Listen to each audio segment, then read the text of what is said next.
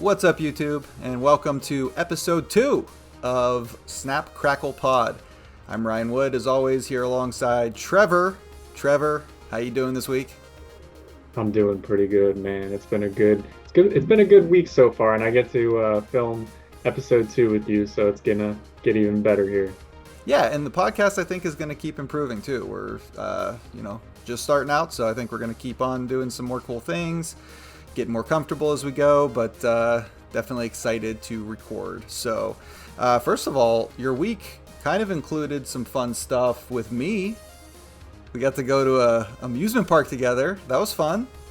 That was pretty cool. When you get a day off from work, I definitely appreciate being able to spend some time with you. We got to go to an amusement park called Kennywood, ride some rides, hang out with the family. It was a great time. You want to tell the audience what you screamed at the top of the roller coaster at Kennywood? I don't think I need to. I actually screamed two different things. Yeah, just one of them.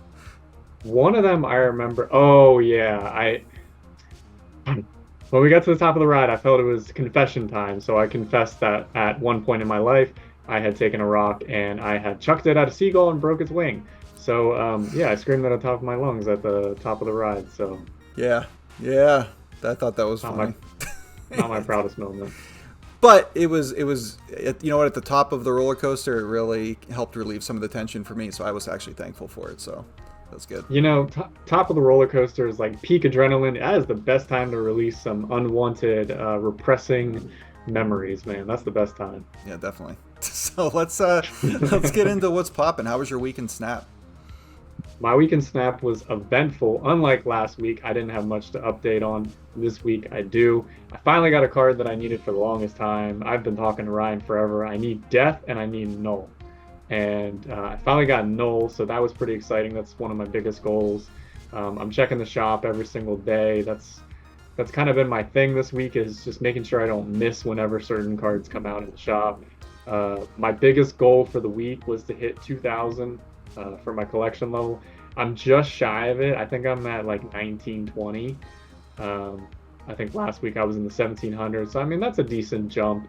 But I've been upgrading cards as much as possible because I had like 5,000 credits. So like, I've had a lot of goals to upgrade. I even edited some decks. Ryan was very impressed. I even named some of my decks. I never named decks. So I've been having a pretty good week in Snap, and I probably played a good 20-30 games so far this week, and it's only Wednesday, so I'm up there. That's How about awesome. you, Ryan? What's popping with you this week? You know what? I'm still trying to get to Infinite. I haven't played all that much this week, actually. It's been busy, but when I have, I've been in kind of like a waiting mode because Kid Omega finally released today, after a month, after all of the fiasco going on with High Voltage, Overdrive, and Kid Omega. It finally is out to like the general public. So I have a deck that I've been waiting to play with Kid Omega, and I've kind of been just slow rolling until then. Now that I have it, I think I'm gonna really buckle down and try to get there. But I'm at 96 right now, and You're right there. But you know what? The last 10 ranks, really the last 7 ranks, because you get into 93 when you get up there, they are the hardest. I mean, you don't see many bots at all in the 90s, and people are really sweaty grinding. They know that they're right there. So like, there are no, like, the 4 8-cube games are so rare. So you're basically chip damage, 1-2 cubes just trying to get up there. And then if you lose like a 4-cuber, you're all the way back where you started. So it's a brutal climb from about 95 on. I don't know, man. Maybe I'm biased, but in the 60s and 70s, it's kind of a grind too. I'm definitely not facing a lot of those bots that you were referring to, and losing. I don't lose to bots. Hey, everybody loses to bots sometimes, and especially when you're first. I mean, you're still new in this game, so like, you'll start to recognize the patterns and know when you can really go all in on a bot. But no sweat. I mean, honestly, there are cheating bots now. Like, they know what you're going to play on turn 6, so it's a little more difficult than it used to be. So no shame. Yeah, the most annoying part about the bots, I don't even care that there are some bots in the game every once in a while, but what does irritate me is whenever I snap against a bot, they just retreat almost every single time. It's like the bot knows if it's going to lose or not. Like, it has some sort of tool that can predict whether it's going to lose, and it always retreats. And it makes me so mad because I'm like wasting my time to get one cube. Oh man, it drives me crazy. And then whenever they snap on me, I get so anxious because I'm like, what don't I know here? Yeah, I think bots auto snap around turn 4 or 5 when they are winning. So a good strategy against bots is to just slow roll. Like, don't get priority so that they'll snap on you, and then play a deck that just bursts on the last turn. That's a good way to win big 4/8 cubers against bots. Okay, take that into consideration. Definitely. All right, well, that's our weekend snap. Let's move on to the upcoming card preview for this week. First, I'll just mention that Human Torch released a couple days ago at time of recording, and I have not played with it yet. I know that it's been really good in Silver Surfer. I've seen some decks that people are playing with it. I think it's just stats. I mean, you know, it's going to be a 310 a lot of the time, 312, even bigger if you've added to it in other ways, but yeah, I don't know. Not much to say about that card. We didn't rate it last week, really, but I think I would have probably given it like a B or an A, and I think it's landed there from what I've seen so far. But this week, coming up, we have The Thing, Fantastic Four, First Steps, as all these cards have been. And here's a closer look at it. Oh, you got your rock going on? I like it. Yeah, I'm The Thing.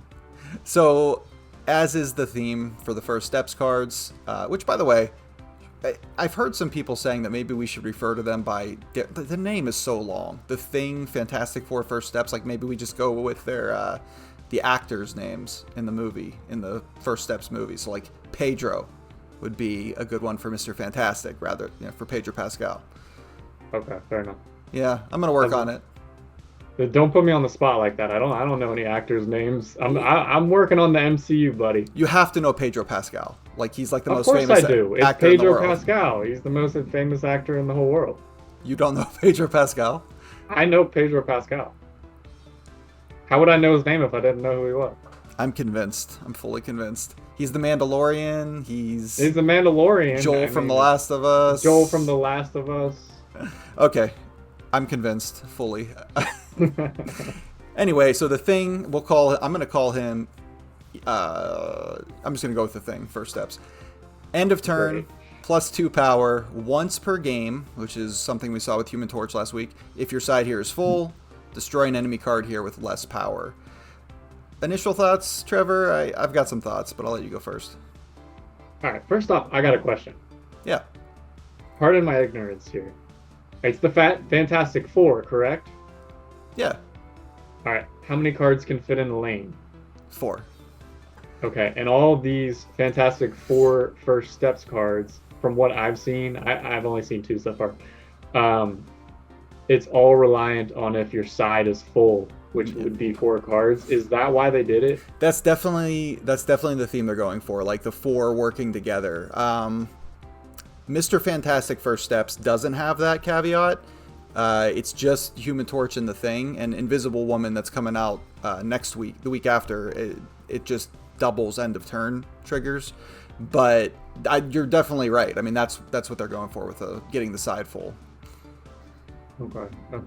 Well, breaking down this card, we got +2 power.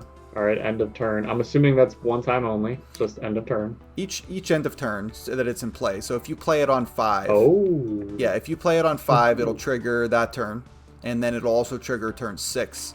So in a 6-turn game, it's going to be a 5/10. If you play it on 5. Obviously, if you play it on 6, it's just going to be a 5/8. If you're able to ramp it out early, like with an Electro or Psylocke or something, then it has the potential to be a 5/12. If you have a magic out or something, 7 turns, obviously it can get bigger then too. So I'm going to just go ahead and give it a grade, and the reason why I'm going to give it this grade is because breaking this down, I could see this being a useful card. I think it lacks a little bit of zhuzh. I don't know, maybe it's just me, but the randomness, we were talking about this the other day. I forget which card we were talking about. Oh, it was the Spider-Man 2099. Being able to destroy an enemy card is great in theory, but if they have 4 cards and you're destroying the lowest power card and it's like, I don't know, American Chavez or something random like that, if you're playing a bot like I do, It's not really going to do you a whole lot of good. So there are times where I could see this being very useful, but it's almost more like a luck thing to get the full benefit out of that.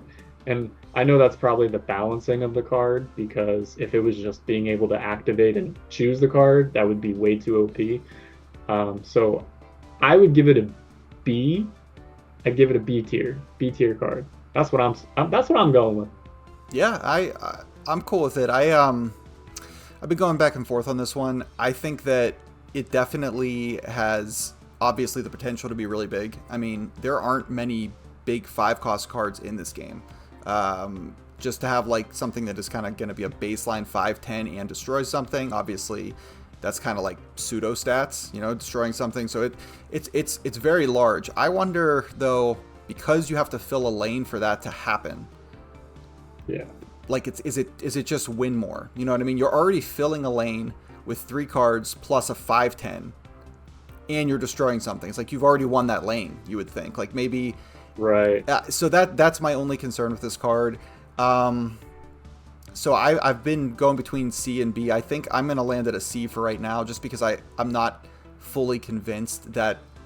No, if they wanted to really make this, like if it releases and it kind of fails, they could have it target the highest power card, like Cannonball does, or Shang-Chi hitting stuff over 10. Like they could do something like that, but I mean, this, the chance to hit a squirrel and the fact that it might just be win more, I'm gonna stick with a C for now. I'm a little underwhelmed about this card.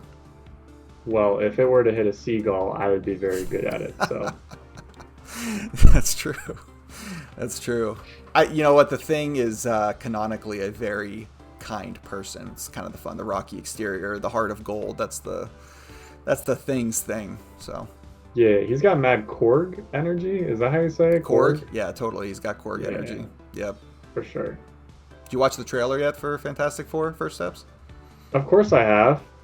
Go with Yeah. Pedro Pascal. Pedro Pascal. Of All right. course, he's in it. Okay. He was in he was the Mandalorian, man, and just ignore You whatever might I be just the only. said. You might be the only person on Earth that hasn't heard of Pedro Pascal. You got some Listen- homework. It's okay. It's okay.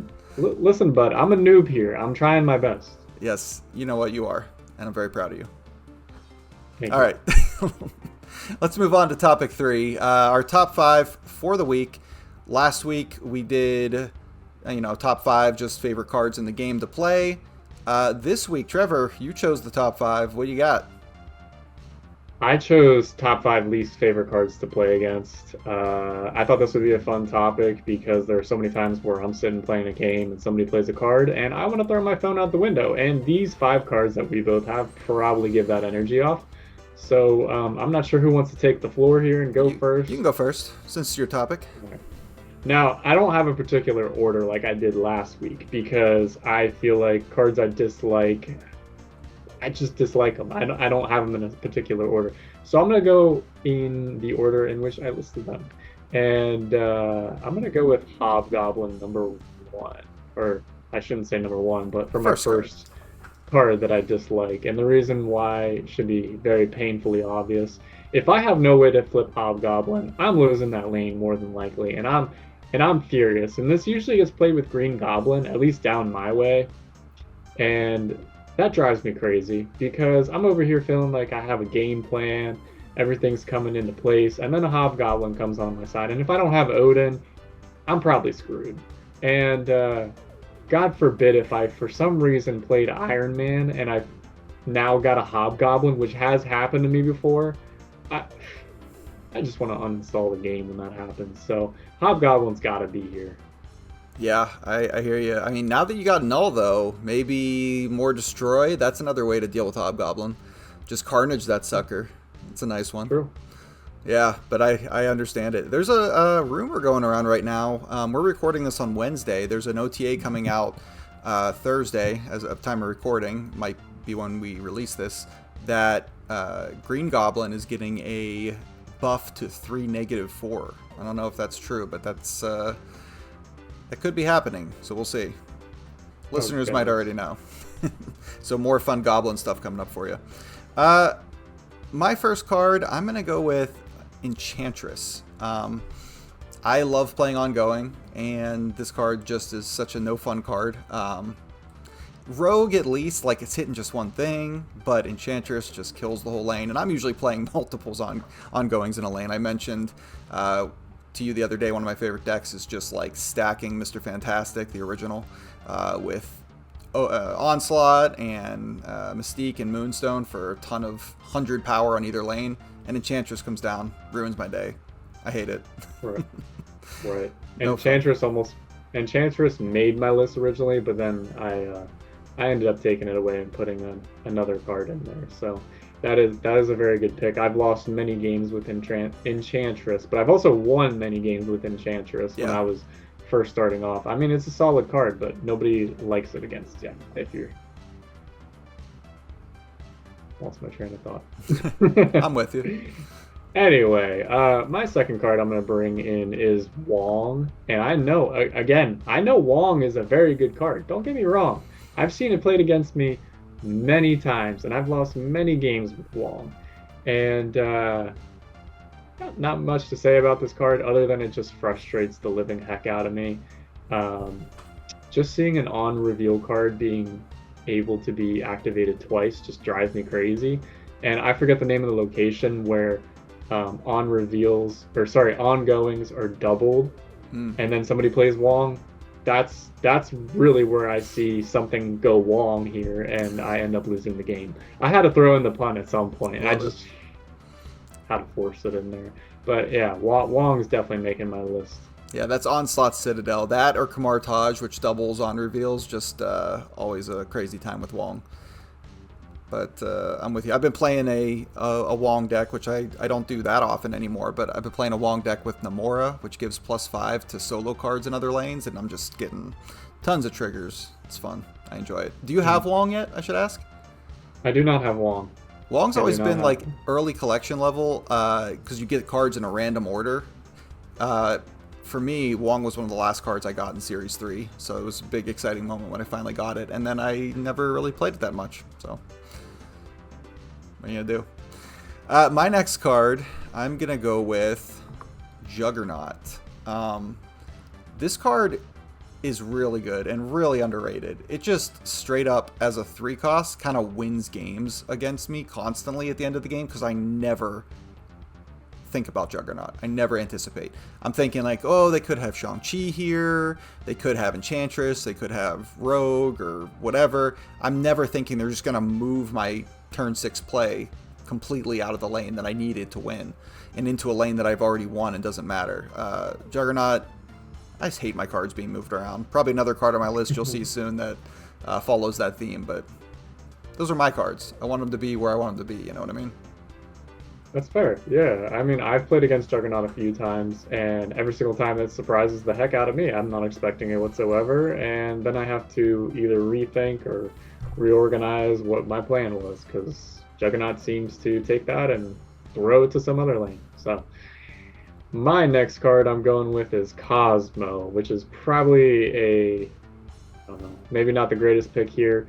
I can't stand Cosmo. It's just such a cute dog floating in space. I mean, look at this picture right here. I mean, that is quite a dog right there. You want to love that dog until it gets played against you, and you have the very particular deck in which it, what is it? On reveal abilities won't happen here. Yeah. That drives me crazy because I play on reveal a lot. Even in my destroy deck, I have a lot of on reveal cards.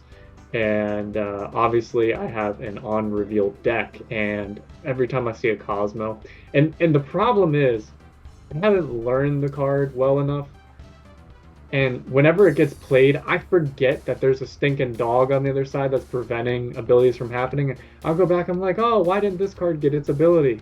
And then I see the dog, and I'm like, oh yeah, it's because of this guy. So yeah, that's why Cosmo. I get it. It's such an unassuming, cute dog.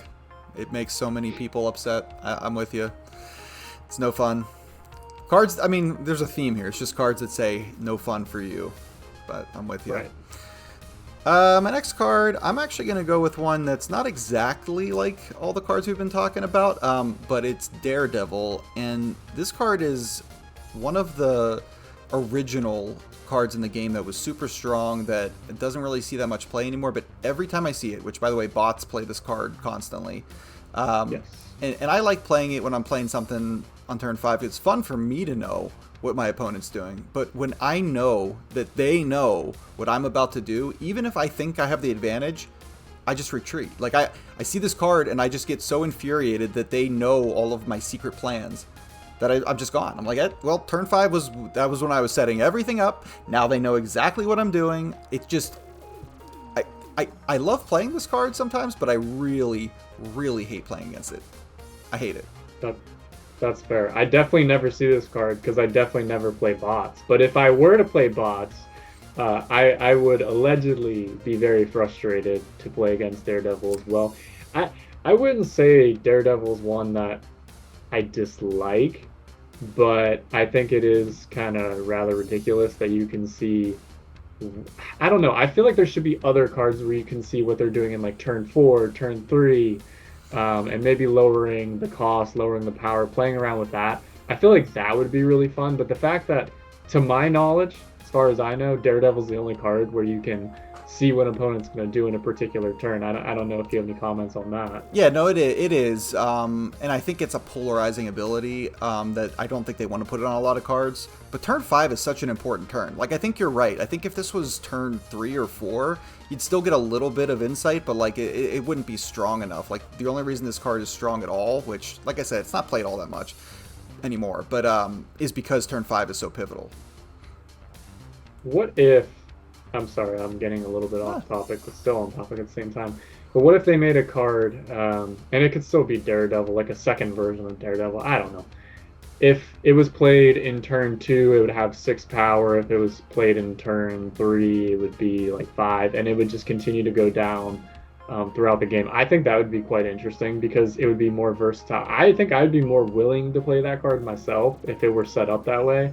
Because obviously it gives more incentive to play it early if you want to get a little bit more power. I think that'd be an interesting take on the card. I don't know. Yeah, I agree. I think that'd be an interesting mechanic to see, because a lot of times it's like, oh, here's a card. It's really trash if you play it on turn 6 because, etc. It's an activate or whatever. So it'd be interesting to have the power different based on when you play it. I like that. For sure. Next on my list is a familiar favorite and not a favorite at the same time. It is going to be Null, the card that I just got for the first time after playing Snap for so long. The only reason it's made my list is because it drives me absolutely bonkers. I have never seen a card rack up more power than this card against me, and when it's played, I am beyond frustrated. Although I will say, I'm very excited to start using it in my decks. It will be a very nice piece that I think will help me win some more games with my...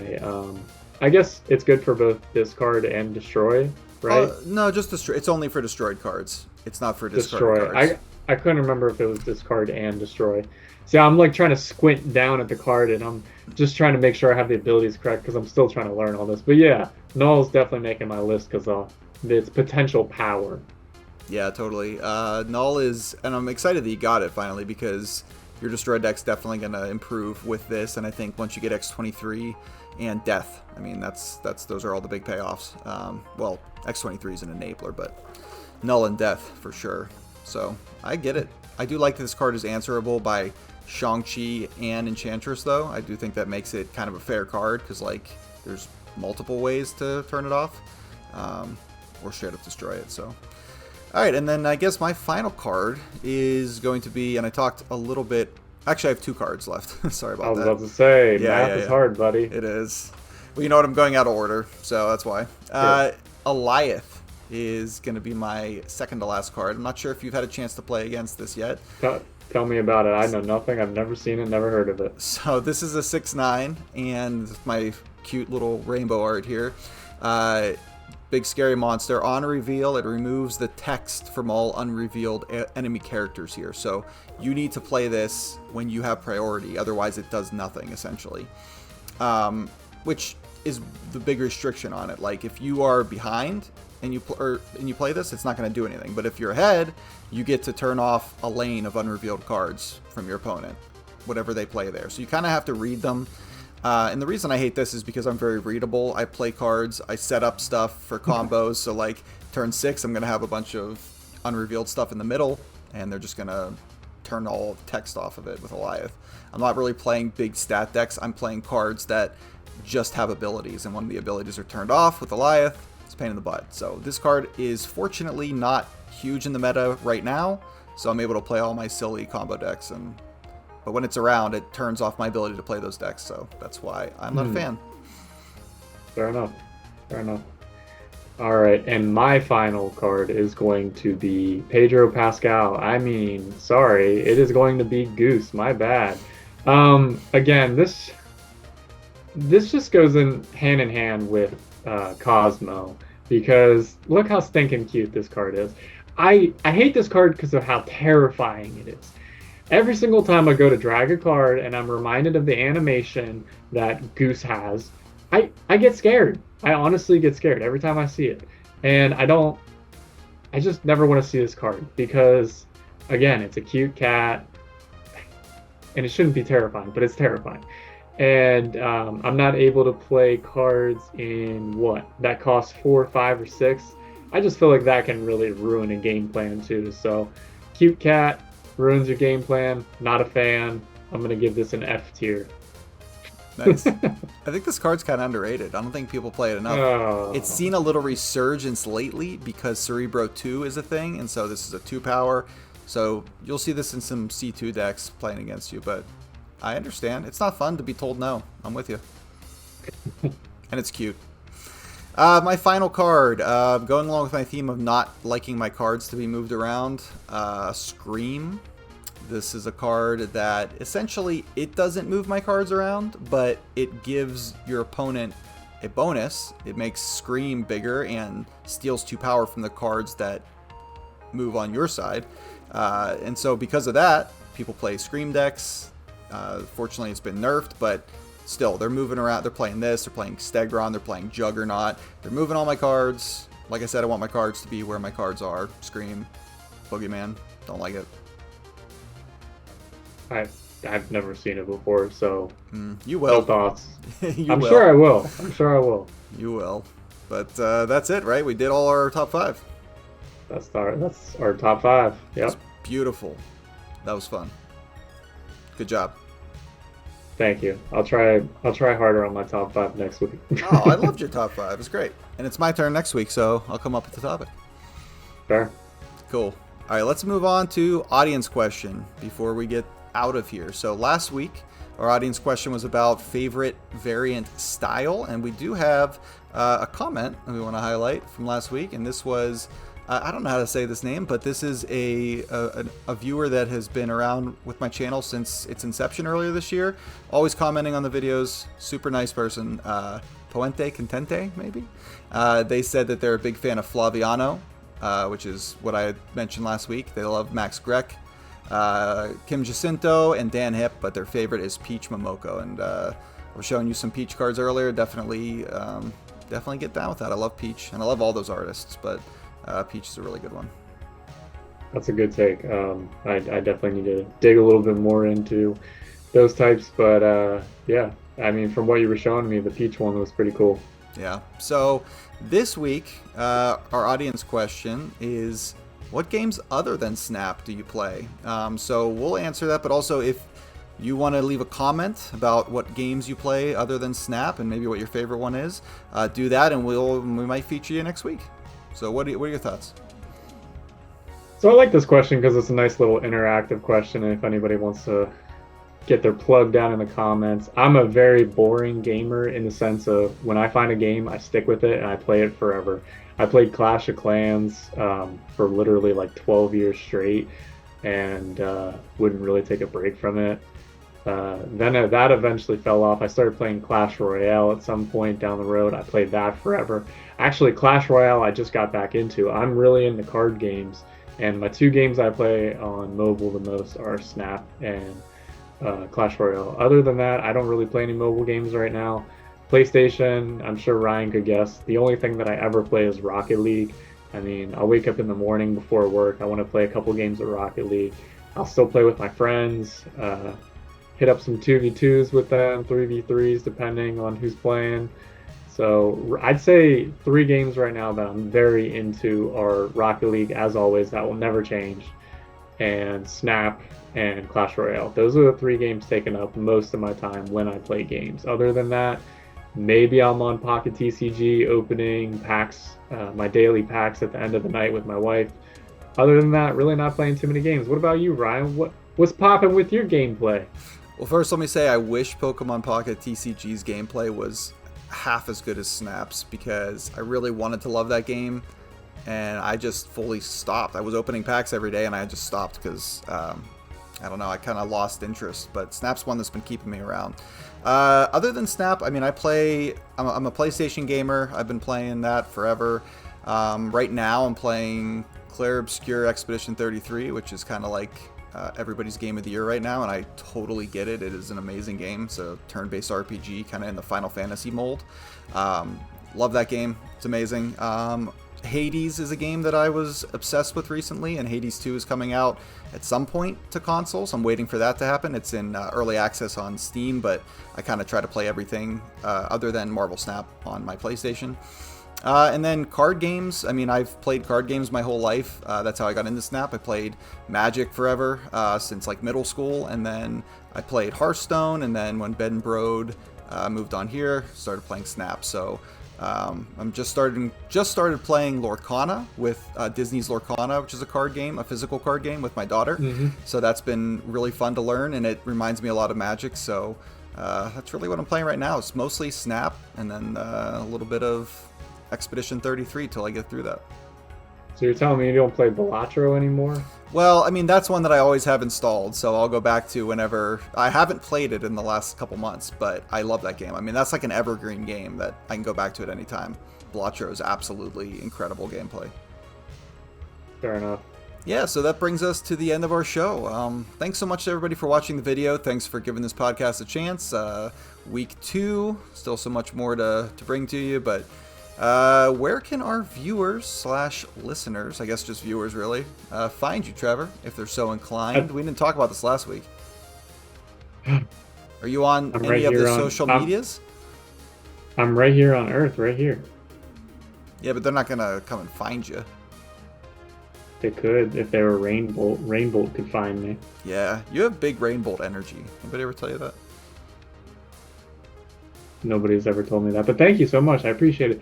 I do have 2 YouTube channels. I have one that's for my own personal use, and I have one that I do post some content on. It's under T Young Mula. It's not a plug. I don't post any videos there, but that's really the only place that I do post any sort of content as far as anything on YouTube goes, at least. But other than that, I'm not really a big social media person, so not really. I get it. The only places you can find me are here on this channel, as you might know, or there's a link in the description every week to my Blue Sky account, which I post my decks on, and that's about it. Just Marvel Snap stuff, really. But that's it. If you like the podcast, please go ahead and subscribe to the channel, like, comment, however you'd like to engage with us. We'd love to talk to you. We respond to every single comment, even Trevor when he sees them. So make sure you do that. Trevor, first of all, before we get to your non-Snap advice of the week, I need to say, this is Pedro Pascal. Please tell me, come on. Nothing? Nah, that's not Pedro Pascal. That's definitely Pedro Pascal. Does that guy look like a Pedro Pascal to you? Yeah, do you know this man? Yeah, it's Pedro Pascal. It's obvious. All right. Give us your non-Snap advice of the week, Trevor. My non-Snap advice of the week is for Ryan to do more research on Pedro Pascal, because he's clearly misinformed and uninformed at the same time. Okay. My real non-Snap advice is, if you have bees in your backyard, to go hire a professional instead of causing yourself all the anxiety and worry for multiple days of trying to kill the bees. I know that's oddly specific, but I know there's at least one person out there that knows exactly what I'm talking about. So make sure you have your bees in order, not your ducks. Nice. In general, hire a professional. I'm going to go with. Oh, nice. This is a duck. I see that. This is a duck. I see that. A bee is not a duck. You're welcome. A bee is not a duck. Remember that. That's all the time we have. Snap. Thanks, everybody, for watching. It's been so much fun. We will see you next week. Later. Trevor, fly off to space. Ready? Ready. You want to clap? Is that actually how you spell outro, though? O-U-T-T-R-O? I think so. How do you spell outro? Outro. Google's not very helpful. What's the duck? What's that all about? I don't know. When I'm doing my paperwork, I have this little ducky, and he just sits up on my desk, and I don't know, he makes me feel better about life. You honestly don't know Pedro Pascal. You truly...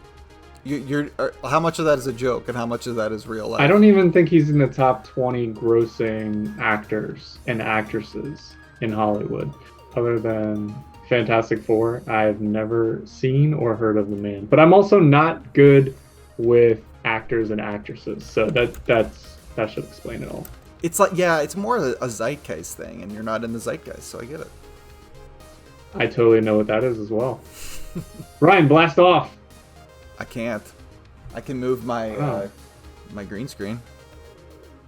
You could do that, but it would reveal all your secrets. My wife, my secret wife. Secret wife, do you know who Pedro Pascal is? She can't hear you, but yes, she knows who Pedro Pascal is. Yes, oh my god, I'm texting Megan about it. Are you sponsored by Under Armour? Yep. No, I wish I was sponsored by anybody. Anybody who wants to sponsor me. Come at me. Great job, Ryan. Great job. See you next week. Alright, bruh. You All might. right. Oh, okay. When my paycheck's coming? Man? Yeah.